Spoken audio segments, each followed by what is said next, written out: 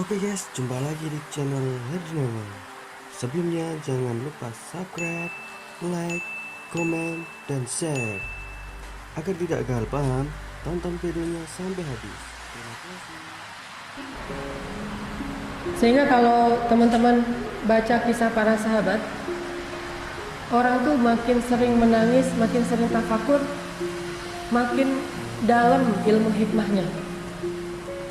Orang kadang sering tafakur, terus di hatinya tuh dilembutkan dengan air mata, karena air mata ini membersihkan jiwa, membersihkan hati, sehingga makin lama makin lembut, peka banget. Tafakur, nangis, makin peka. Tafakur lagi, nangis, peka. Terus aja gitu. Ternyata ini pendidikan luar biasa loh. Bahkan kalau nggak sekolah pun cukup tafakur aja, ini udah jadi orang hebat. Gak usah sekolah yang sifatnya akademik misalnya, walaupun itu sesuatu yang baik. Dia nggak sekolah akademik pun, dia kerjanya tafakur aja setiap hari, itu aja udah menjadi orang yang luar biasa. Karena ini adalah sekolahnya para nabi, ini mata kuliahnya para sahabat, ini materi pendidikannya keluarga-keluarga para anbiya, tafakur. Dan ini sudah jarang dibahas di sekolah-sekolah kita. Kalau tidak dibahas di sekolah, harusnya dibahas di rumah, tetapi juga di rumah sedikit. Kalau teman-teman tahu, saya awal tahu dakwah itu gara-gara tafakur. Dulu ketika saya sekolah, pesantren namanya, pesantren kita itu pesantren modern, campur ikhwan akhwat, sehingga tetap aja namanya campur, ada kenangan-kenangan kayak gitu-gitu deh. Ada yang suka-sukaan gitu ya, kecuali saya doang. Kenapa? Karena saya nggak ada yang mau. Untung ya, untung saya fisik biasa aja, wajah biasa aja. Terus juga secara materi keluarga saya orang miskin, terus prestasinya juga nggak unggul-unggul amat, sehingga tidak ada yang mau. Kalau pengen sih pengen, cuma nggak ada yang mau, gimana ya? Dan saya mah apa tuh? Jadi nggak ada aja adegan-adegan kayak gitu.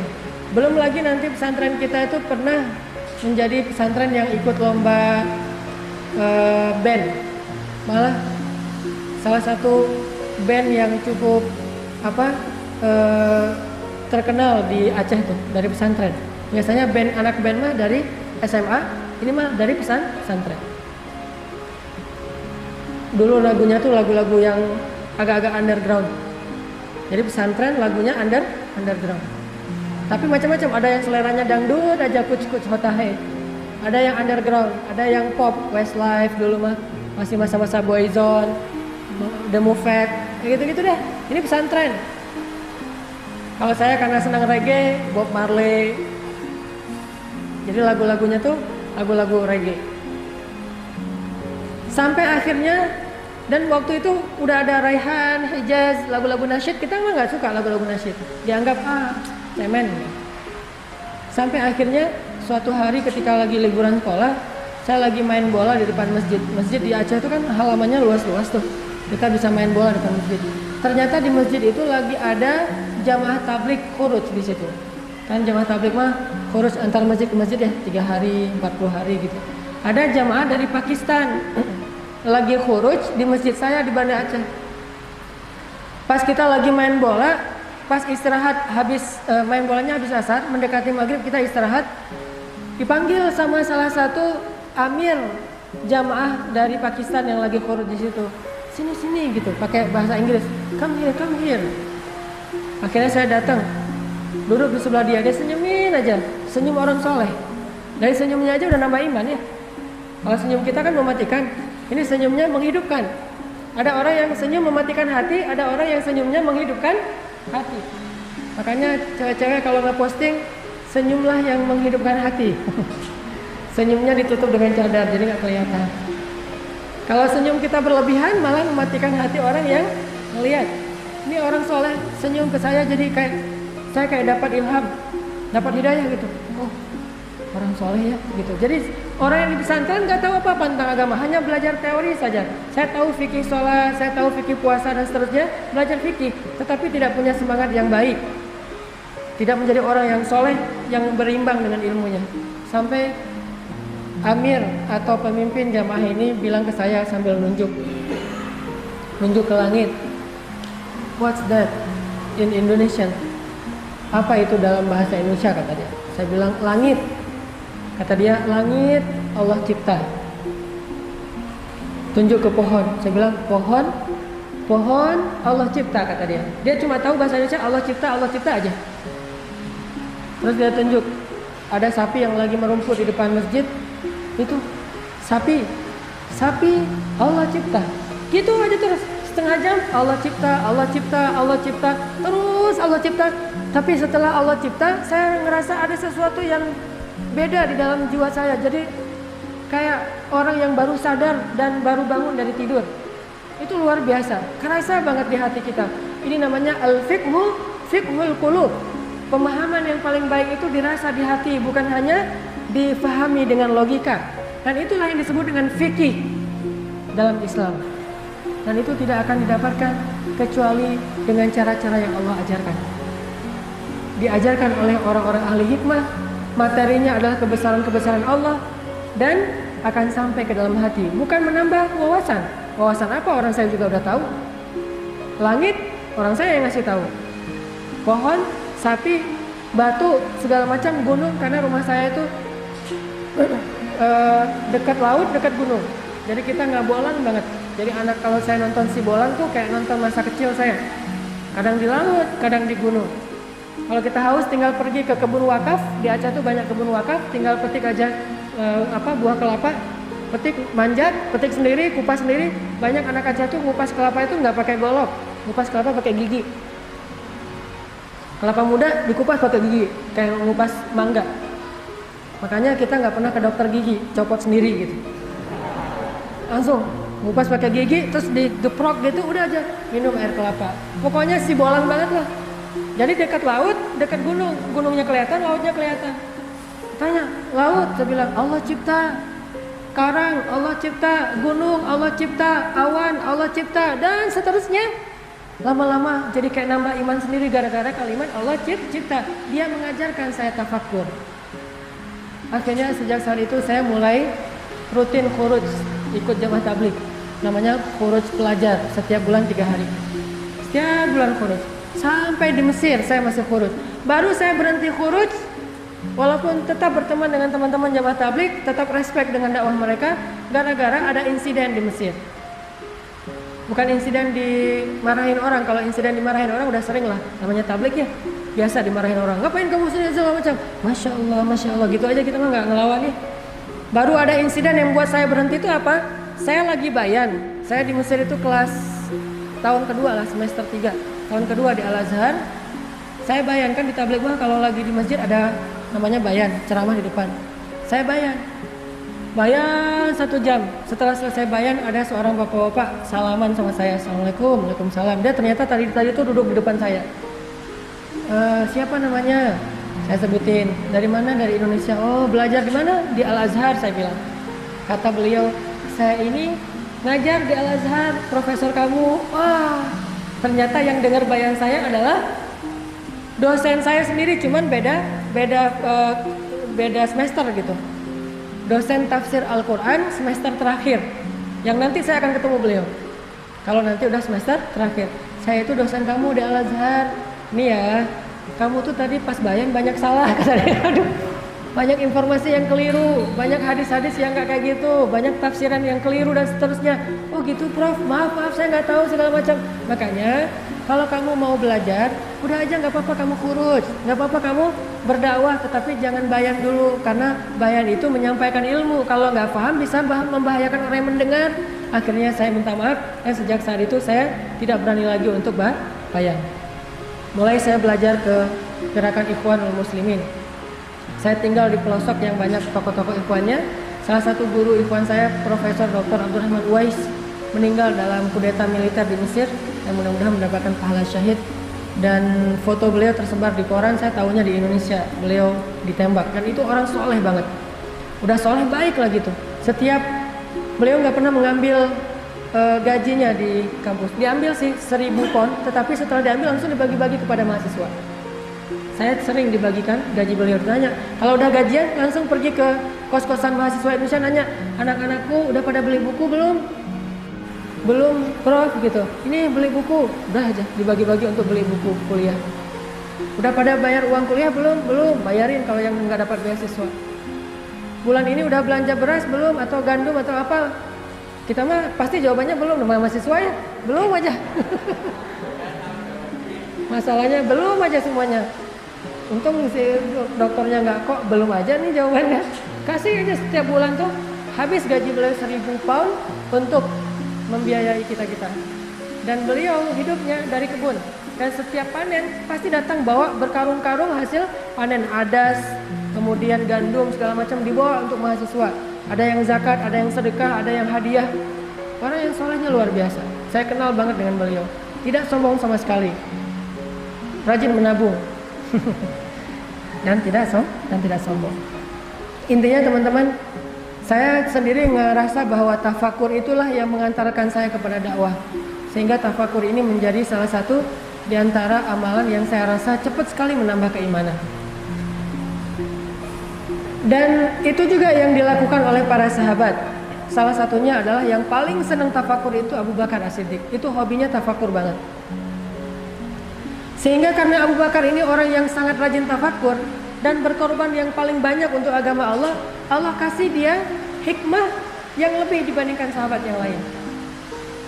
Sampai tingkat hikmahnya itu kepada kepekaan jiwa. Yang kalau kita mungkin nyebutnya dengan istilah basiroh. Punya kepekaan jiwa. Itu Abu Bakar. Salah satu contoh kepekaan jiwanya, beliau memahami teks, memahami Al-Quran lebih dalam daripada sahabat yang ngerti tafsir.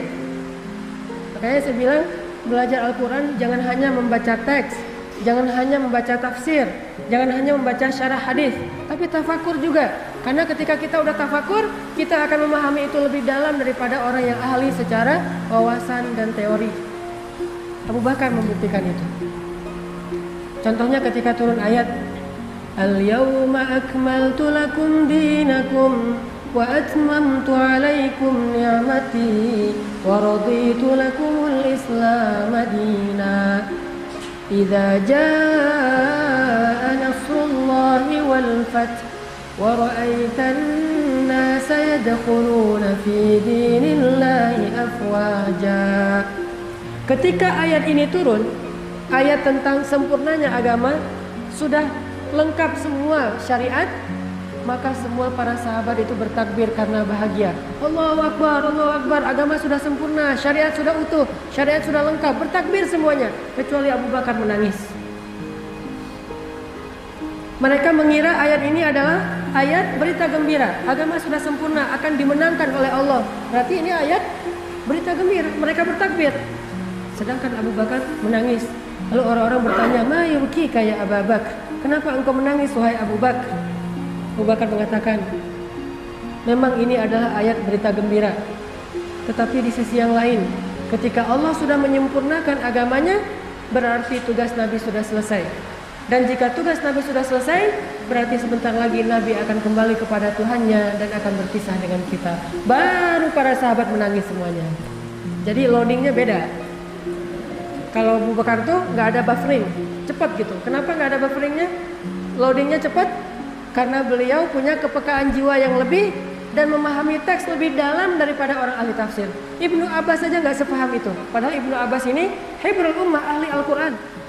Salim Maula Abi Huzaifah, hamil Al-Quran. Ibnu Mas'ud, qari'ul Quran, qari'nya Nabi SAW. Tetapi ketika turun ayat ini, mereka memahami secara teori. Abu Bakar memahami apa yang ada di balik itu, namanya hikmah. Karena hikmah itu sesuatu yang dibaliknya, yang tidak akan terlihat hanya dengan pemahaman teoritis atau ilmiah. Itulah Abu Bakar As-Siddiq. Baru mereka pada nangis.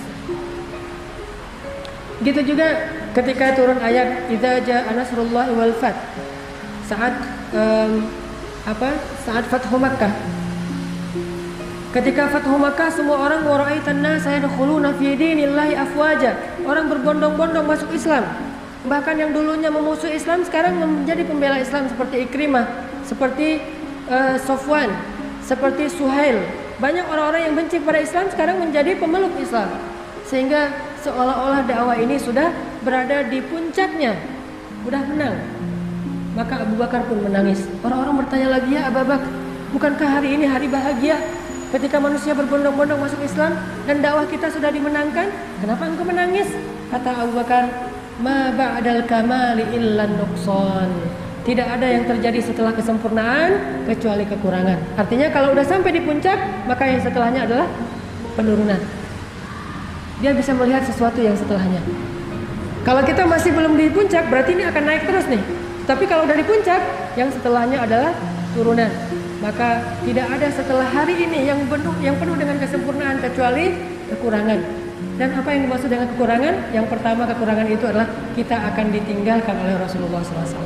Itu nukson pertama yang sangat menyedihkan. Nukson kedua, terjadinya fitnah, di mana orang-orang banyak yang keluar dari Islam dan munculnya nabi-nabi palsu. Fitnah di zaman Abu Bakar.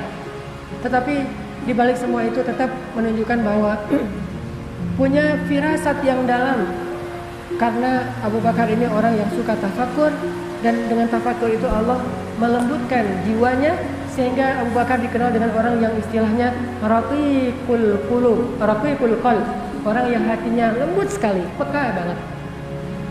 Raqiqul qalb, hatinya riqqah, sangat lembut. Bahkan ketika Rasulullah sakit, lalu Rasulullah meminta Abu Bakar yang jadi imam, kan suruh Abu Bakar untuk menjadi ya'umun nas, menjadi imam bagi orang-orang. Kata Rasulullah kepada Bilal, ya Bilal, cari Abu Bakar, suruh dia jadi imam. Lalu Bilal mencari-cari Abu Bakar, nggak ketemu. Mungkin Abu Bakar lagi di kebunnya atau di pasar. Karena ini sudah waktunya sholat, akhirnya Bilal berinisiatif menyuruh Umar jadi imam. Bayangin, ini ijtihadnya Bilal. Karena menurut Bilal kalau nggak ada Abu Bakar ya Umar. Dan benar juga, sesuai dengan nanti urutan khilafah, habis Abu Bakar Umar. Jadi Bilal juga ngerti. Cuman dalam hal ini Rasulullah nggak setuju. Begitu Umar kata Bilal, ya Umar, kamu jadi imam, Rasulullah nggak bisa ke masjid, lagi sakit. Oh gitu, ya udah dikumpulin orang. Begitu Umar bertakbir, kan suara Umar itu keras banget, Allahu Akbar. Dan Nabi rumahnya di sebelah masjid. Mendengar suara Umar, apa kata Nabi? La, amma hadza fala. Jangan, kalau yang ini jangan nih, jangan, kata Rasulullah teriak dari dalam rumahnya. Langsung Umar membatalkan sholat, nyari Bilal, dipukulin Bilal sama Umar. Lo, ngapain lo nyuruh gua jadi imam? Rasulullah aja gak setuju, kata Umar. Nabi saking gak setujunya tuh sampai teriak-teriak, la, nggak boleh, yang ini nggak boleh jadi imam. Maksudnya nggak boleh dia jadi imam selama masih ada Abu Bakar. Akhirnya Umar langsung balik badan nyari, Bilal. Aduh Umar, ya Bilal, celaka kamu, kata Umar. Kenapa kamu suruh saya? Sementara Rasulullah nggak setuju. Kata Bilal, emang sih Rasulullah tuh nyuruhnya Abu Bakar, cuma nggak nemu. Saya udah ngepo-ngepoin, nggak ada yang aktif handphonenya. Di miss call nggak diangkat, di japri nggak dibaca, nggak ke-read aja tuh. Atau gimana? Ini udah waktunya sholat.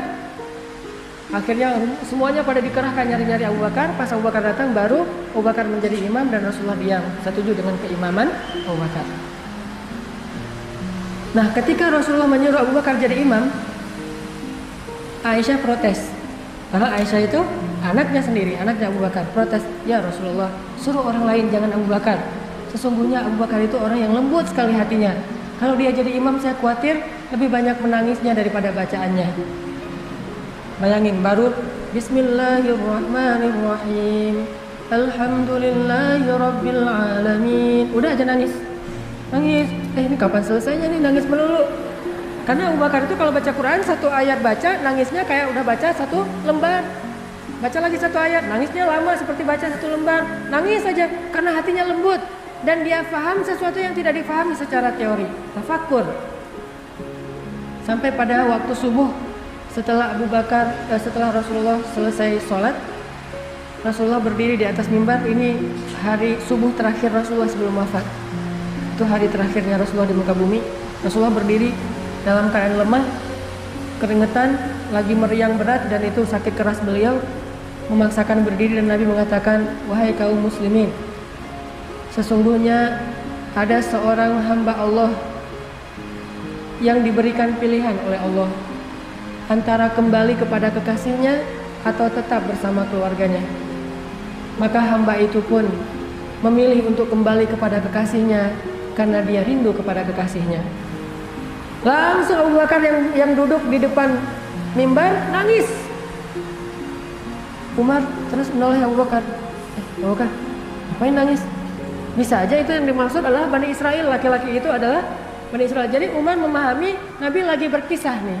Ada seorang laki-laki yang diberikan pilihan, mau kembali kepada kekasihnya atau tetap bersama keluarganya. Dia memilih kembali kepada kekasihnya karena tidak tahan dengan rindu kepada kekasihnya. Oh, ada ya Bani Israel. Kirain sama Umar Bani Israel orang soleh. Lalu Abu Bakar mengatakan, ya Umar, tahukah kamu siapa laki-laki itu? Kata Umar, emang siapa? Dialah Rasulullah Sallallahu Alaihi Wasallam. Beliau ternyata sudah diberikan pilihan untuk kembali kepada Allah atau tetap bersama kita, dan beliau telah memilih untuk kembali kepada Allah. Baru satu masjid nangis. Selalu aja gitu. Beda. Yang satu udah nangis duluan, yang lain, oh ya udah nangis deh. Jadi, nangisnya nunggu komando dari Abu Bakar. Dan itu juga luar biasa ya, Rasulullah mah nyawanya ditawar ya. Rasulullah mau meninggal enggak? Mau dong gitu. Rasulullah mau meninggal atau mau tetap hidup ya Rasulullah? Meninggal aja deh Rasulullah mah. Kalau kita coba, Ustaz mau meninggal sekarang? Oh jangan dong, saya belum beres ya, segala masuk alasan modus gitu ya. Jangan meninggal sekarang, tuh ombak lagi bagus tuh. Ntar aja kalau pulang dari Batu Karas misalnya, ombak dulu. Ini artinya Rasulullah itu sampai nyawanya aja ditawar sama Allah. Malaikat yang datang tuh nggak enak hati, cabut nggak ya, nggak tega, kayak seorang dokter mau nyuntik anaknya sendiri. Kalau nyuntik anak orang kan nyuntik aja kan ya. Atau mau mengkhitan putranya sendiri kan, gimana nih, kasihan nih anak saya, udah kamu nggak usah dikhitan aja deh. Padahal dia dokter ahli khitan, yang orang lain mah dikhitan aja, ini mah nggak berani karena nggak tega. Begitu malaikat mau mencabut nyawa Rasulullah, malaikat nggak tega, nyabut dikit-dikit. Pas Rasulullah mengatakan sakit gitu, oh jangan, dilepas sama malaikat. Jadi nyawanya tuh mau dicabut, dilepas lagi. Sakit ya Rasulullah, maaf, nggak jadi lagi tuh, cabut lagi nggak jadi. Bukannya Rasulullah mudah, susahnya mungkin kadang-kadang malaikat nggak tega tuh. Jadi pelan dicabut, Nabi kesakitan langsung dilepas lagi. Saking cintanya malaikat kepada Rasulullah SAW sampai nggak tega banget mau nyabut nyawa Rasulullah. Belum lagi nanti malaikat Jibril duduk di sebelah Nabi, seolah-olah kayak sahabat dekat banget megangin Nabi. Pas Nabi lagi dicabut nyawanya ngeliat ke arah Jibril, Jibril berpaling sampai Nabi bertanya, ya Jibril, apakah engkau benci melihat wajahku? Kata Jibril, bukan ya Rasulullah, saya nggak tega. Coba bayangin, adegannya sampai segitu banget tuh. Rasulullah lagi dicabut nyawanya, Jibril nggak mau ngelihat. Gini aja Jibril, coba bayangin Jibril yang perkasa tiba-tiba jadi gitu, nggak mau ngelihat. Aduh, nggak tega aja Rasulullah dicabut nyawanya. Coba kalau yang lain, yang mana orangnya diliatin gitu ya, ditonton sama malaikatnya. Ini mah nggak ditonton karena malaikat nggak tega. Dan ternyata Abu Bakar paham tentang hadis itu. Umar nggak paham. Ini orang yang rajin tafakur. Terima kasih sudah menonton video kami. Semoga bermanfaat.